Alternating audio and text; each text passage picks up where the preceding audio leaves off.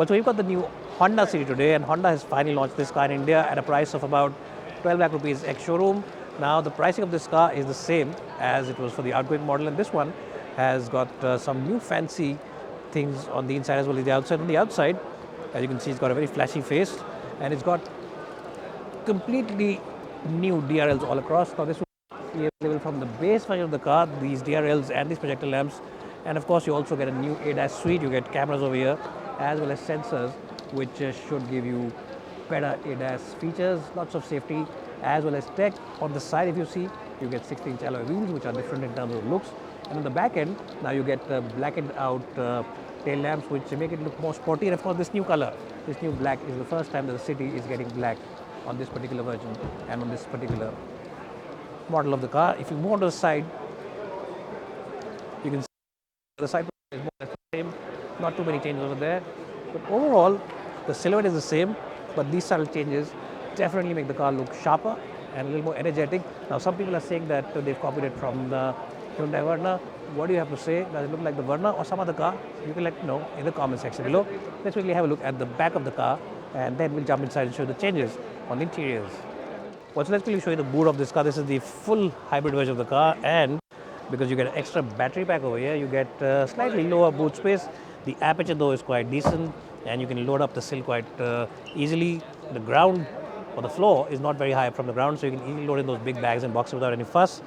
The regular petrol version has more space and is definitely more usable, but the overall aperture is quite good and the width is also quite decent, so you can chuck in your golf bags without any fuss, even in the hybrid version. But yes, the only petrol version or the non-hybrid version will have more space than this car. Overall, what do you think of the looks? I think these blacked out tail lamps look really cool, and of course this subtle spoiler also adds a lot in terms of the overall design as well as the overall sporty feel. And if you look at the bottom end, this is the new alloy wheel design. The new 16-inch wheels, which look dark and quite good, and of course request sensors as well. But overall, it's a nice and the longest car in fact in the segment. The ground clearance though is still the same. Well, so here I'm in the best seat in the segment in the Honda City. Now, the seats on this car are sensational in terms of comfort.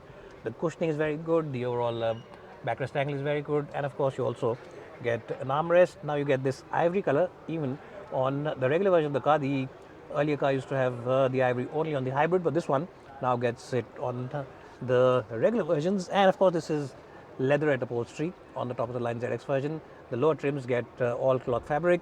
You also get USB Type-C ports here, which was missing on the earlier car. You used to get old school, and of course AC vents, lots of places to keep your odds and ends.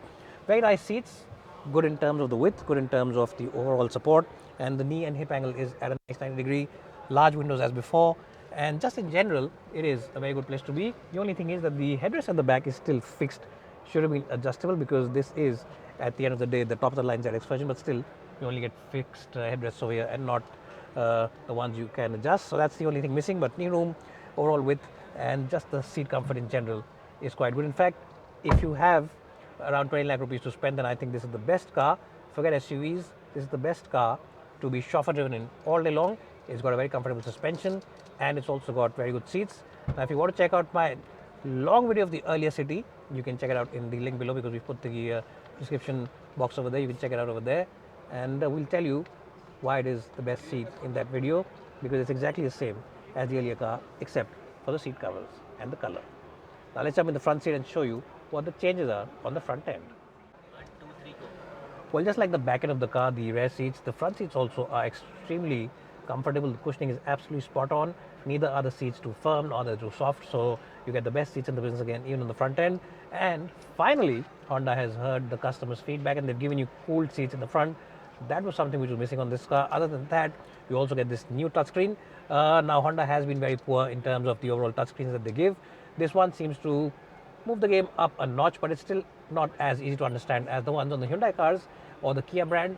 And honestly, I think they could have given you better definition for the rear parking camera as well as the 360-degree view, because that is something which is a little odd. And also, it looks like an aftermarket thought. It looks like a thought which, they couldn't fit it in the regular place because this is protruding out. Other than that, the quality is quite decent. You get ADAS suite. You, of course, get those nice clunky controls for the AC, and of course, the buttons for the cooled front seats. USB Type-C also now finally comes onto this car, and the old school USB along with the 12-volt charging point, and you also get ambient lighting, and you also get soft lighting over the footwells, so that's something which is new on this car.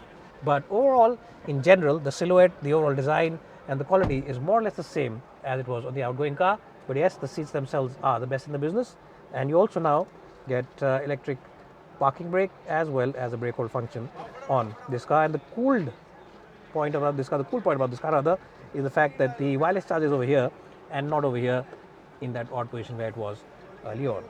Anyways, guys, what do you think of this car, and what do you think of the overall City brand? Do you think this car will now sell in larger numbers?